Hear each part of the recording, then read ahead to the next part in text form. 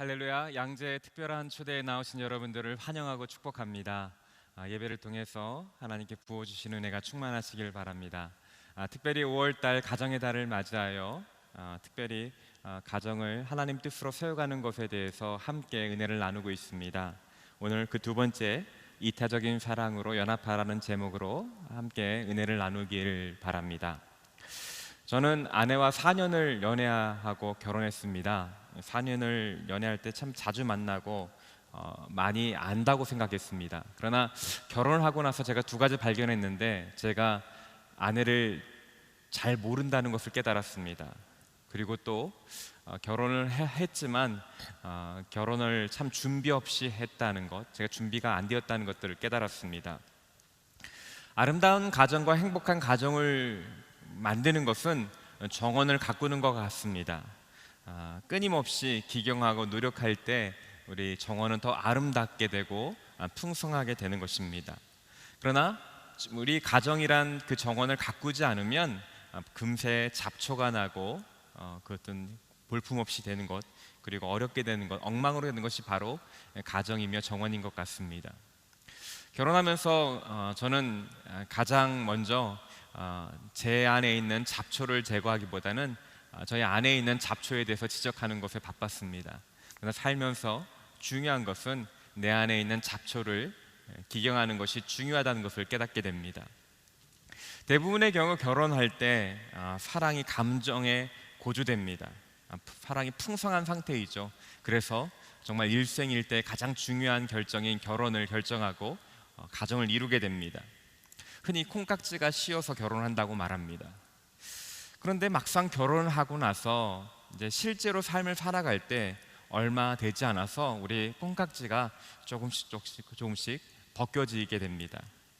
그리고 그때서 비로소 그전엔 보이지 않았던 배우자의 허물과 또 약점과 실상을 보게 됩니다. 그리고 그것들에 대하여 이야기하게 되고 지적하게 되고, 그래서 시간이 가면 갈수록 서로에게 상처 주는 말로 하고 싸우기도 하고, 그것이 불만이 되어서 가정 불화의 원인이 되기도 하는 것입니다. 보통 이러한 감정의 흥분 상태가 가라앉고 나서 상대방 실상을 보고 상대방의 단점을 보면서 지적을 할 때 우리가 흔히들 하는 생각이 있습니다. 문제가 전적으로 상대방 배우자에게 있다라고 생각하는 것입니다. 그런 생각들, 나는 별로 잘못이 없는데 나의 배우자가 잘못된 것이라는 이런 생각들이 계속 자라나게 되면 배우자는 더 이상 사랑스럽지 않게 되는 것입니다.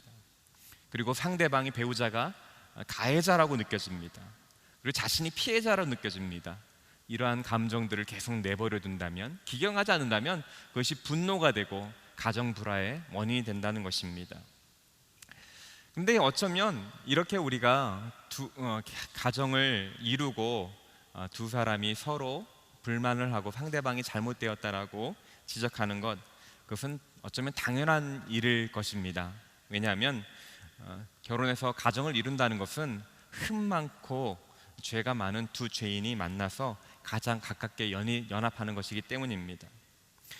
두 죄인이 연합해서 새로운 가정을 이룰 때 자신 안에 있는 가시들로 서로를 찌르게 되고, 그 안에 있는 상처들로 절망하고 또 아파하는 것, 그것은 어쩌면 두 죄인이 만나서 연합해서 가정을 이룰 때 거쳐야 하는 어쩌면 필연적인 과정이라고도 볼 수 있는 것입니다.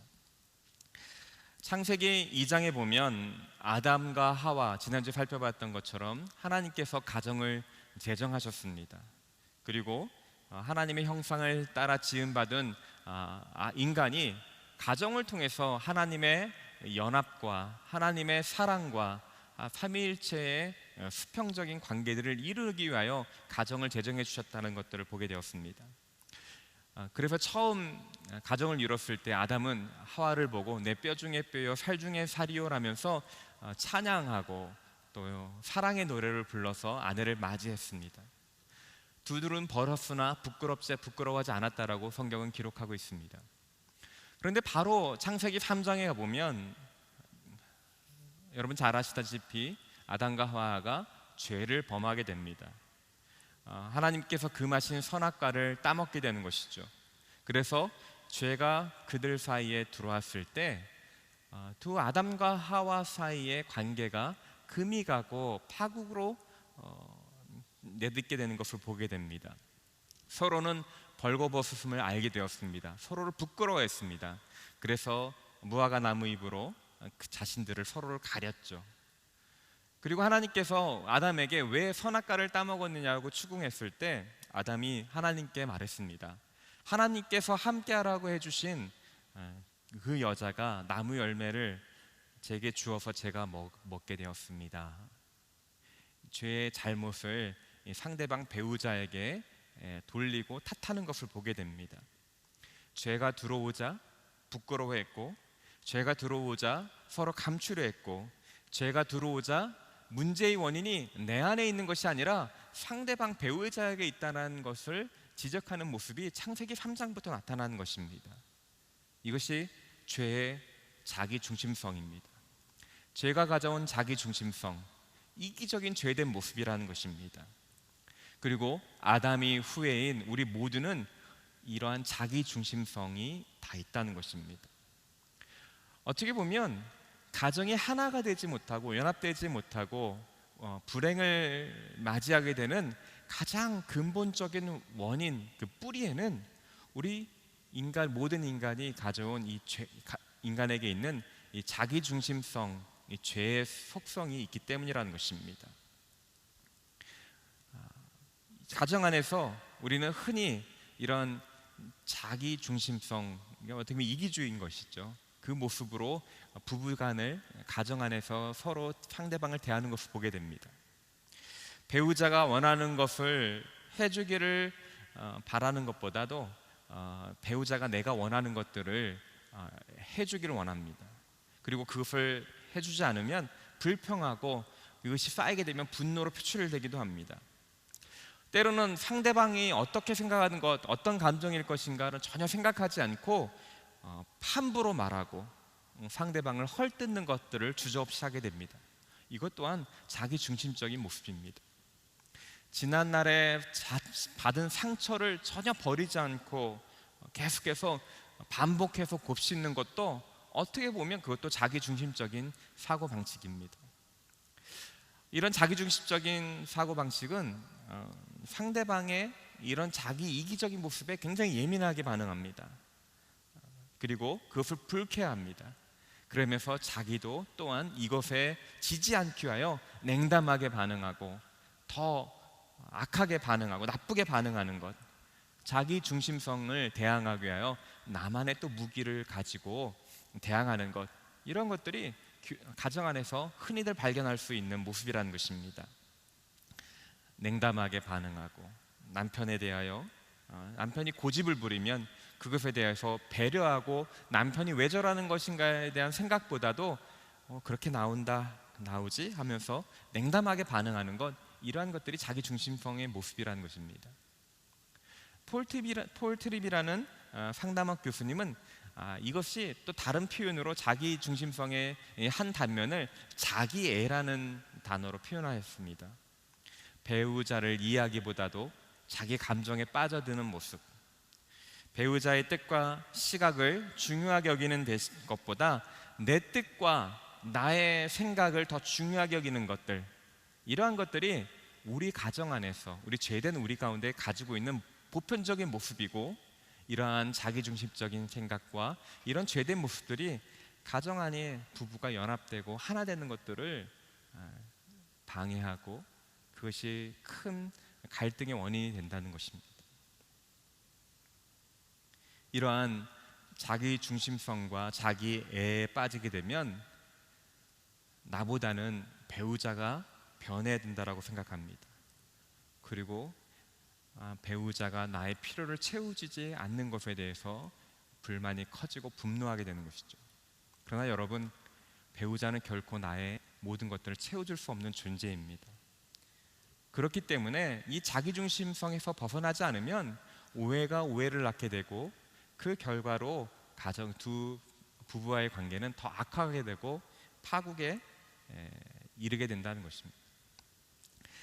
여러분 잘 아시는 노래 가운데 혹시 아시는지 모르겠지만 가시나무라는 노래가 있습니다.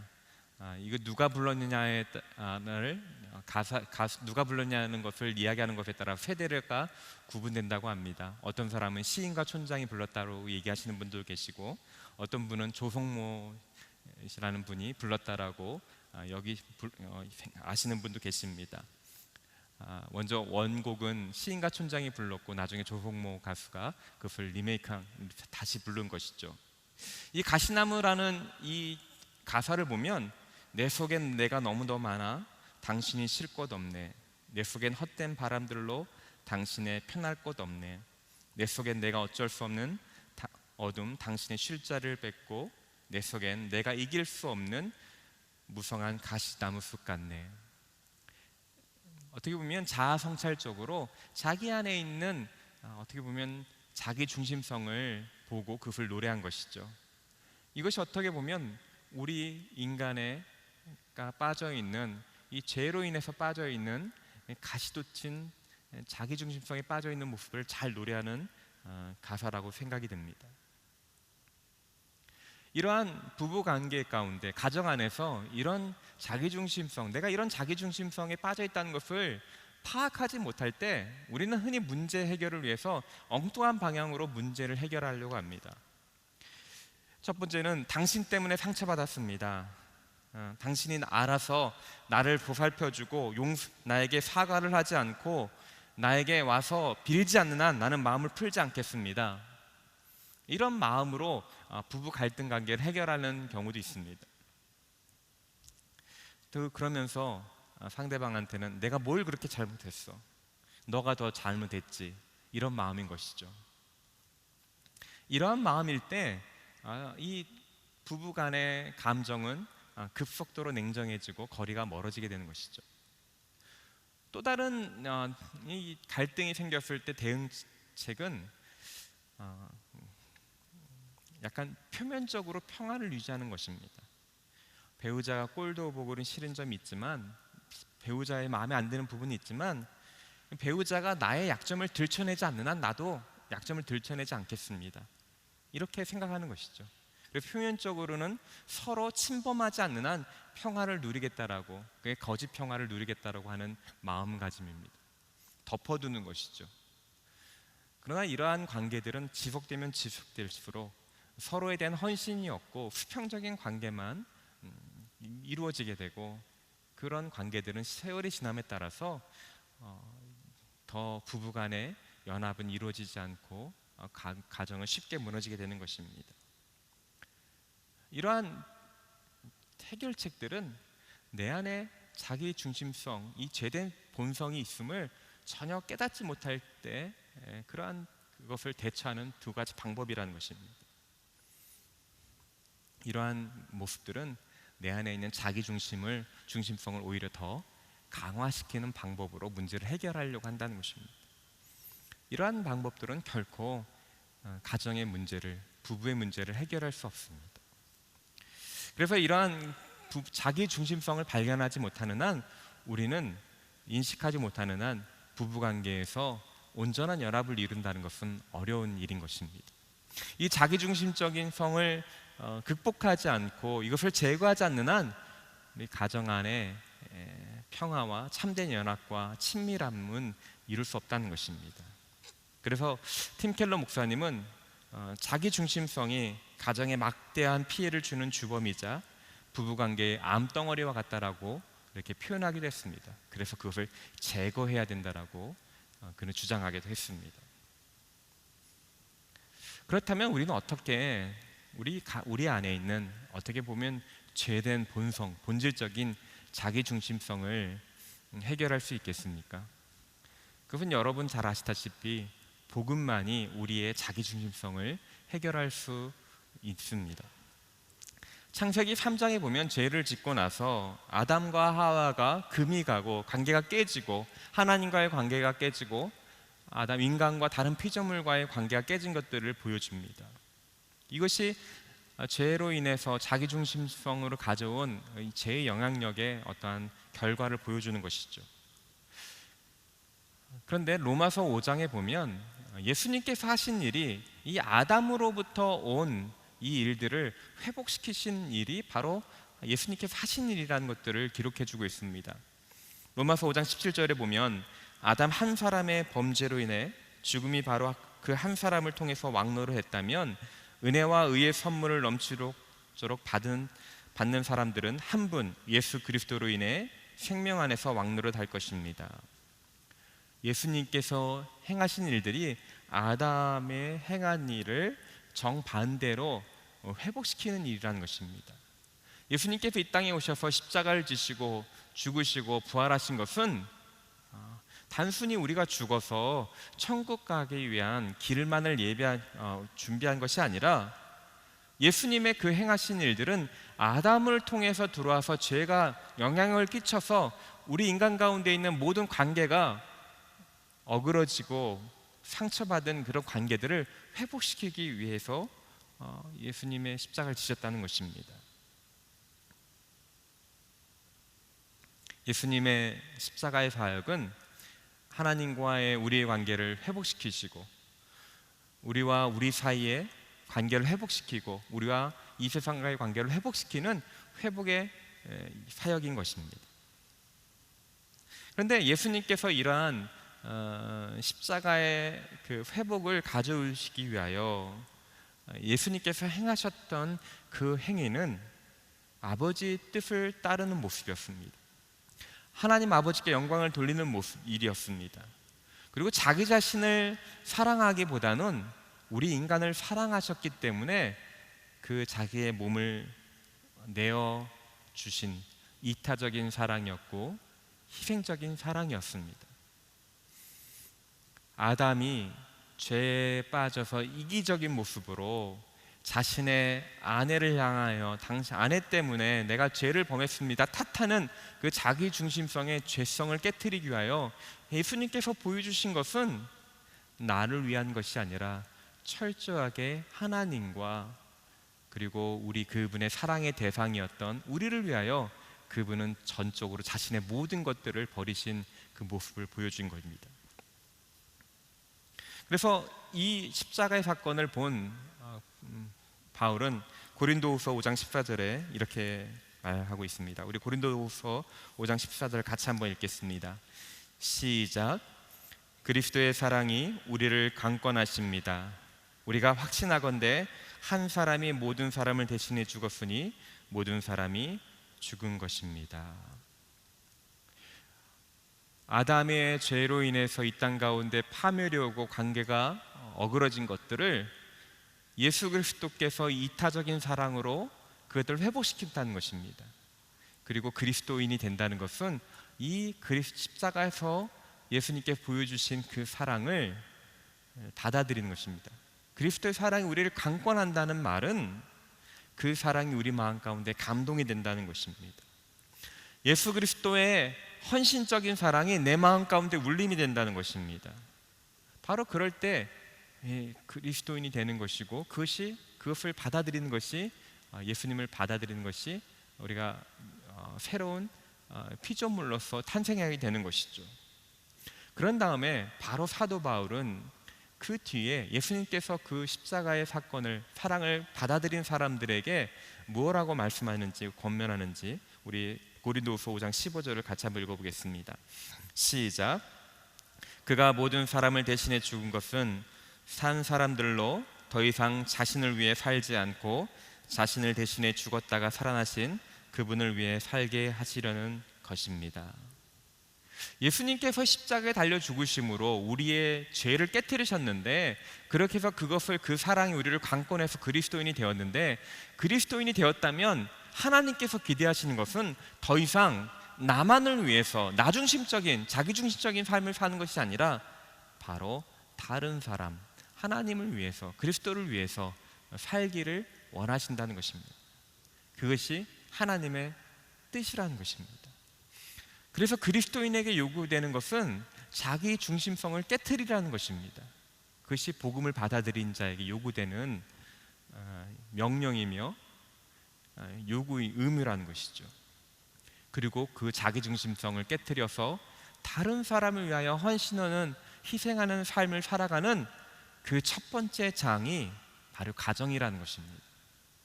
나의 가장 적나라한 모습, 가장 가까운 사람들에게 희생적인 사랑을 베풀지 못하고 이타적인 사랑을 하지 못하면 우리는 결코 다른 사람들을 사랑할 수 없기 때문인 것입니다. 그래서 주님께서 우리를 한 사람 부르신 이유, 이 죄에서 벗어나서 이 주님과 같은 희생적인 사랑, 이타적인 사랑을 하는 사람으로 우리를 세우시고 부르신 것이라는 것입니다. 그래서 오늘 본문 우리가 함께 읽은 에베소서 5장 21절 이렇게 말합니다. 우리 같이 한번 읽어보겠습니다. 시작. 그리스도를 경외함으로 서로 복종하십시오. 그리스도를 경외함으로 서로 복종하라. 이 경외한다는 말은 두려워한다는 말일 수도 있고 아니면 압도된다는 말일 수도 있는 것입니다. 그리스도의 사랑이 우리를 강권한다는 말과 동일한 말입니다. 압도되다. 그분의 사랑이 너무나 크고 휘황찬란하고 너무나도 말할 수 없는 그러한 무게와 영광과 기쁨과 환희로 다가온다는 것입니다. 그 사랑에 압도됨으로 말미암아 그 힘으로 가정 안에서 서로 복종하라는 것입니다. 이 복종하라는 말은 마치 종이 주인에게 복종하는 것 같은 그러한 느낌이 있는데 사실 위계질서상의 그러한 단어가 아니로요. 종은 주인의 필요를 가장 먼저 살핍니다. 그리고 주인이 원하는 것들을 하려고 하는 것이 종의 모습이라는 것입니다. 마찬가지로 서로 복종하라는 뜻은 서로의 필요에 의해서 필요에 자기 자신을 내어드리라는 것입니다. 예수님께서 십자가에서 보여주신 사랑은 예수님을 위해서가 아니라 예수님의 사랑의 대상이 되었던 우리를 위하여 전부를 드렸던 그 사랑입니다. 그 사랑에 관건되고 그 사랑에 나를 압도하게 된다면 그러한 은혜를 경험한 사람은 반드시 가정 안에서 나의 배우자를 위하여 배우자의 필요에 민감하게 반응하고 나보다 배우자의 유익을 구하는 삶을 살아라라고 명령하는 것입니다. 이타적으로 나의 필요보다 나의 배우자의 필요를, 만족을, 기쁨을 위해서 헌신하라. 예수님이 행했던 것처럼 그것이 주님께서 가정 안에서 이루어져야 할 모습이라고 제시하고 있는 것입니다. 그것이 우리 가정에서 흔들리고 있고 가정을 위기로 빠져들게 하는 자기 중심적인 이 죄성을 극복하는 핵심이라는 것입니다. 나보다 배우자의 필요를 위하여, 배우자의 기쁨을 위하여 나를 전적으로 드리려고 하는 그 마음. 사실 이것은 말은 쉽지 너무나 어려운 일입니다. 저도 결혼하고 나서 제가 아내를 위해서 뭔가를 해주기보다 아내가 저를 위해서 뭔가를 해주기를 더 기대하는 마음이 가득한 것을 발견하게 됩니다. 아내가 제가 필요한 것을 채워주지 않으면 섭섭하고 그것이 오래되면 화를 내기도 합니다. 분노가 발생하기도 하죠. 한두 번은 양보해서 그렇게 아내를 위해서 이렇게 해주긴 하지만 매일의 삶 가운데서 부딪히고 결정할 때 나 자신보다도 아내의 필요를 먼저 채우려고 하는 이 태도를 갖는다는 것은 정말 어려운 일임을 깨닫게 됩니다. 어떻게 보면 십자가에 못 박히는 일과 같은 것입니다. 자기를 부인하는 것입니다. 그런데 사도 바울은 그것이 우리 가정 안에서 연합을 위해서 반드시 필요하다라고 우리에게 명령하고 있고 그렇게 행하라고 명령하고 있습니다. 그것을 할 수 있는 유일한 비결은 무엇입니까? 우리의 의지로 절대 가능하지 않습니다. 우리가 한두 번은 그렇게 할 수 있습니다. 의지적으로 내가 좋은 남편이 되기 위하여, 우리 가정을 위하여 내가 참고 아내를 먼저 생각해야지라고 의지적으로 할 수 있습니다. 그러나 이것들이 계속해서 나의 의지로 이런 몇 번 할 수 있지만 그의 마음 깊은 곳에서 이것이 이루어지지 않으면 바로 그것은 곧장 한계에 다다르고 폭발하게 되는 것입니다. 이것을 할 수 있는 유일한 비결은 그리스도의 사랑에, 그리스도의 십자가의 사랑에 압도되는 것뿐이라는 것입니다. 그리스도를 온전히 경외할 때만 우리는 이타적인 사랑을 할 수 있다는 것입니다. 그래, 우리가 가장 먼저 우리 가정이 회복되기 위하여 우리가 먼저 구해야 될 것은, 하나님, 내가 주님의 그 사랑으로 마음이 압도되게 하여 주시고 주님의 사랑으로 채워 주시옵소서. 우리가 그리스도의 사랑을 경험하지 않고서는 가정 안에서 온전한 연합을 이룰 수 없다는 것입니다. 그래서 무엇보다도 먼저 내 자신의, 내 마음 가운데 그리스도의 십자가의 사랑을 채우는 것, 그것이 어떻게 보면 우리 가정을 연합되게 하고 하나 되게 하는 첫 출발점이라는 것입니다. 그렇다면 이 이타적인 사랑, 자기중심성을 깨는 이타적인 사랑을 할 수 있는 그 구체적인 실천 방안은 무엇입니까? 여러 가지가 있겠지만 제가 생각하는 세 가지를 나누려고 합니다. 첫 번째, 이타적인 사랑은 의지적인 결단이라는 것입니다. 하나님께서 우리를 사랑하시는 것은 우리가 결코 사랑스럽지 않을 때도 우리를 사랑하셨다는 것입니다. 우리가 배우자가 사랑스럽지 않을 때도 사랑해야 된다는 것이 이타적인 사랑의 핵심입니다. 우리 고린도전서 13장에 보면 흔히 사랑장이라고 말합니다. 우리 13장에 보면 사랑은 오래 참고 친절하며, 사랑은 시기하지 않으며, 자랑하지 않으며, 교만하지 않으며, 무례하지 않으며, 자에게 유익을 구하지 않으며, 성내지 않으며, 원한을 품지 않으며, 불의를 기뻐하지 않으며, 진리와 함께 기뻐하고, 모든 것을 덮어주고, 모든 것을 믿으며, 모든 것을 바라고, 모든 것을 견딥니다. 사랑은 결코 없어지지 않습니다. 여기서 고린도전서 13장에 나타난 사랑의 모습은 무엇입니까? 어떤 감정, 느낌이 아니라는 것입니다. 상대방을 향한 따뜻한 감정을 요구하는 것이 아니라 태도와 행동이라는 것입니다. 태도와 행동인 것은 의지적인 결단의 표현이라는 것입니다. 우리가 이타적인 사랑을 할 때 내 마음에 느낀 감정에 따라서 행동하는 것이 아니라 내가 나에게 허락한 배우자와 내 허락한 가정을 내가 먼저 사랑하겠습니다라고 하는 태도를 취하고 그 사람들을 위하여 나를 헌신하겠습니다 하는 의지적인 결단이 바로 이타적인 사랑의 출발점이라는 것입니다.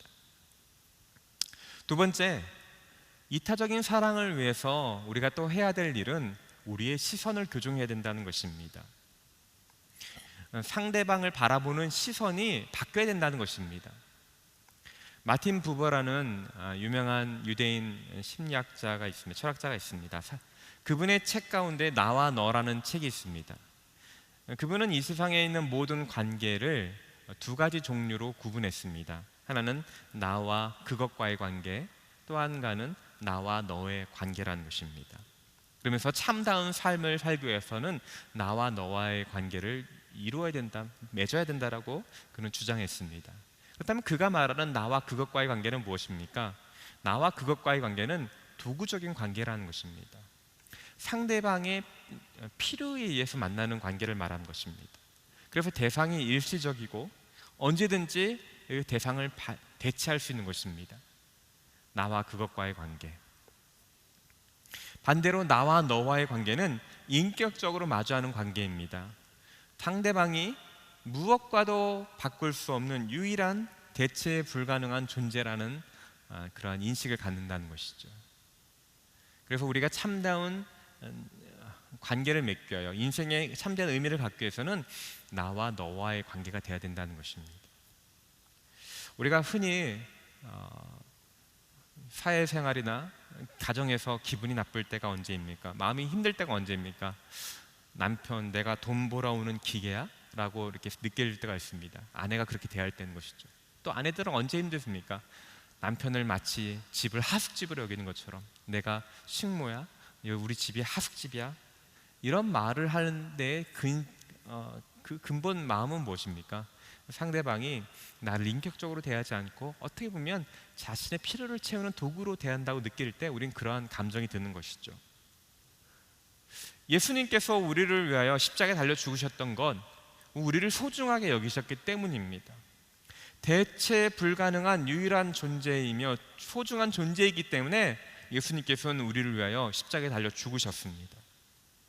바로 가정 안에서 우리 가운데 온전한 연합을 이루기 위하여 가장 먼저 필요한 것은 우리 안에 있는 가정에 있는 상대방 배우자들을 이러한 시각으로 바라보는 것에 있습니다. 남편을, 자녀들을 내 욕망을 채우고 나의 꿈을 실현시키는 도구로 보는 것이 아니라, 나의 안전을, 나의 노후를 책임질 그러한 도구로 보는 것이 아니라 정말 나에게 허락해 주신 대체 불가능하고 유일한 소중한 존재라는 그 시각으로 바라보는 것, 바로 그것이 바로 온전한 관계를 맺어가는 데 첫 출발점이라는 것입니다. 근데 이것이 자연스럽게 되는 것은 아닙니다. 주님께서 우리를 그렇게 존귀하게 보셨습니다. 그래서 우리가 주님의 시각을, 안경을 끼고 우리 사랑하는 배우자들을 바라봐야 됩니다. 나에게 허락한 배우자, 주님께서 생명을 다하여 소중하게 여겨서 십자가에 달려 죽기까지 사랑한 대상이라는 주님의 그 시각으로 우리 배우자들을, 우리 가정에 있는 멤버들을 볼 때 그곳에서부터 우리의 이타적인 사랑, 우리 자기중심적인 사랑을 극복할 수 있는 사랑이 시작되는 것입니다. 사랑하는 우리 성도 여러분, 여러분은 여러분의 가족을 어떻게 바라보고 계십니까? 바로 주님의 시각으로 보려고 노력하는 것부터 가정의 회복이 시작된다는 것입니다. 세 번째, 우리가 이타적인 사랑을 하기 위하여, 연합하기 위하여 상대방의 사랑의 언어로 사랑하라는 것입니다. 여러분, 구창모라는 가수가 있습니다. 아시는 분 계시겠죠? 그 구창모의 가장 대표적인 그 대표곡이 희날이라는 것입니다. 여러분, 희날이라는 뜻이 무엇인지 아십니까? 이게 순 우리말인데 채 마르지 않는 장작이라는 것입니다. 남녀의 두 사람이 뜨겁게 사랑의 불꽃처럼 일어서야 되는데 장작이 마르지 않았기 때문에 불꽃이 일어나지 않는 것입니다. 그걸 노래한 것이 희날이라는 그 가수 제목입니다. 근데 그 가사가 이렇게 나옵니다. 사랑함에 세심했던 나의 마음은 그렇게도 그대에게 구속이었어. 믿지 못해 그런 것이 아니었는데 어쩌다가 헤어지는 이유가 됐어. 여기서 사랑함에 세심했던, 나는 정말 세심하고 사랑했는데 상대방의 받아들이기엔 그것이 구속이었다는 것입니다. 너무 핀트가 안 맞은 것이죠. 나는 내 방식대로 소중하게 세심하게 사랑했는데 상대방은 그것을 구속으로 느꼈다는 것입니다. 우리가 흔히 사랑을 할 때 이렇게 자기가 원하는 대로 사랑을 합니다. 그리고 그것을 사랑이라고 주장합니다. 그런데 상대방은 그것을 사랑으로 느끼지 못하는 모습들이 많다는 것입니다. 저도 이러한 경험이 있었는데요. 저희 신혼 초에 가장 많이 싸우게 된 것이 바로 이것 때문이었던 것 같습니다. 제가 신혼 초에 유학 생활하고 있을 때였는데 참 바쁜 때였습니다. 박사과정이 있을 때였는데, 근데 아내가 교회 간 사이에 제가 냉장고를 열어보다가 냉장고가 조금 여기 좀 상한 음식도 있고 그래서 제가 이렇게 냉장고를 청소했습니다.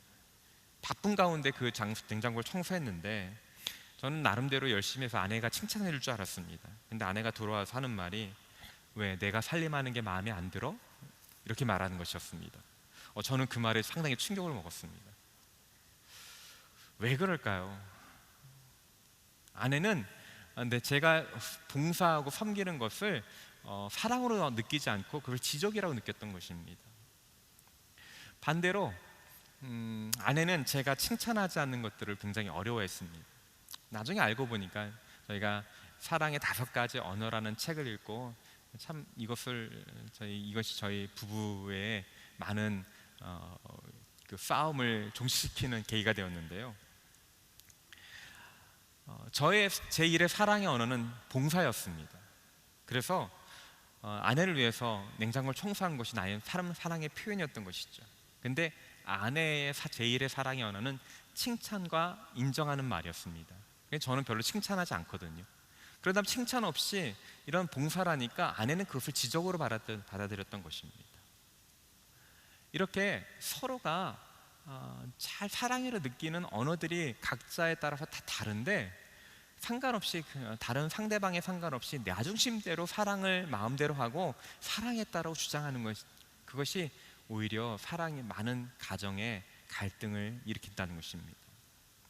그 게리 체프만은 자신의 어떤 수많은 상담을 바탕으로 인간이 5가지 사랑의 언어가 있다는 것들을 주장했습니다. 인정하는 말, 함께하는 시간, 선물, 봉사, 육체적인 접촉. 그래서 각 사람마다 그것을 사람이 필요하는 느껴지는, 그러니까 제1의 사랑의 언어가 다르다는 것입니다.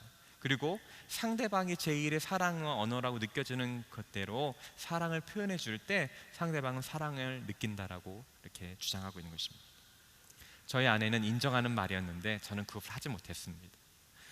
저는 봉사인데 저희 아내는 인정하는 말이 제1의 사랑의 언어니까 저에게 많은 칭찬을 해서 격려해 줍니다. 근데 저는 그 아내가 해주는 칭찬하는 말과 격려가 이렇게 말을 열심히 하지만 정작 저에게 밥을 잘 안 차려주고 저에게 잘 안 섬겨주면 그건 공허한 메아리처럼 느껴졌습니다. 사랑을 전혀 못 느꼈습니다. 이 언어가 다르기 때문인 것이죠. 이게 사람마다 너무 다릅니다. 저희 큰아들은 접촉을 굉장히, 신체 접촉을 굉장히 좋아합니다. 근데 둘째 아이는 닿기만 해도 기겁을 합니다. 사람마다 다 다른 것이죠. 근데 우리 모두가 내가 해주는 방법대로, 내가 생각하는 대로 사랑을 하고 그것이 사랑이었다라고 말합니다. 자기 중심적인 사랑을 한 것이죠. 내 편한 대로 사랑을 한 것입니다.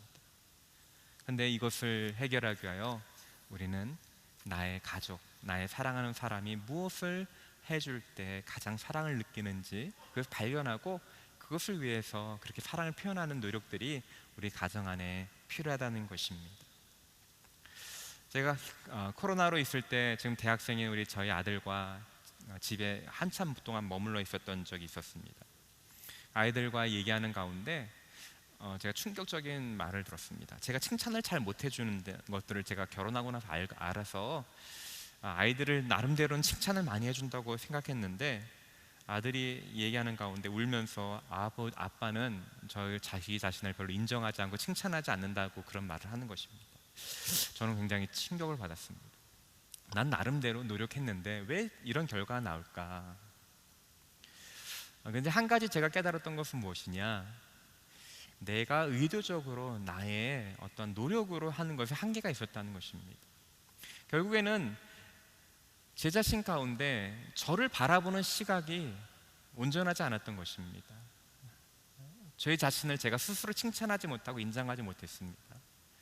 그러다 보니까 그냥 의식적으로 그냥 노력으로만 저희 아들에게도 했던 것이죠.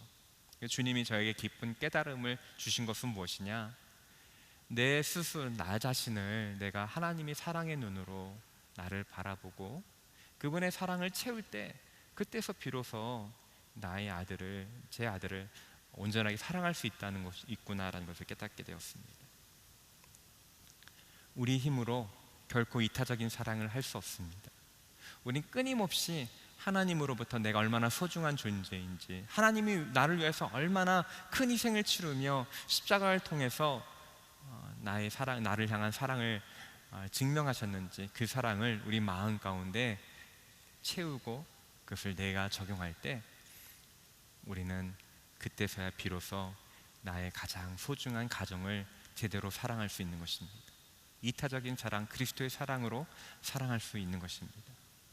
여기 계신 우리 한 분 한 분, 여러분 가정 가운데서 이러한 그리스도의 이타적인 사랑으로 우리 여러분의 가정이 온전한 연합이 있기를 바랍니다. 그러기 위해서 여러분 마음 가운데 하나님의 사랑이 관건되고 하나님의 그 사랑 앞에 여러분 마음이 채워지기를, 그런 은혜가 있기를 주님의 이름으로 축원합니다. 이제 같이 기도하겠습니다. 하나님, 우리가 가정을 통하여 하나님께서는 천국을 경험하게 하시고 예수 그리스도의 사랑을 경험하게 하시기를 원하십니다. 그러나 내 안에 있는 자기중심성, 이 죄성이 가장 사랑하는 자녀들을, 가족들을 찌르고 상처 주는 것을 보게 됩니다. 주님, 그리스도의 사랑으로 다시 한번 우리의 자기중심성을 극복하게 하여 주시고, 예수 그리스도께서 십자가에서 보여주신 이타적인 사랑, 자기희생적인 사랑으로 우리 가족을 사랑함으로 하나님이 기뻐하시는 온전한 가정, 하나님의 천국을 경험하는 가정을 이루는 그런 은혜가 있게 하여 주시옵소서. 감사드리며 우리 구주 예수 그리스도의 이름으로 기도드립니다. 아멘.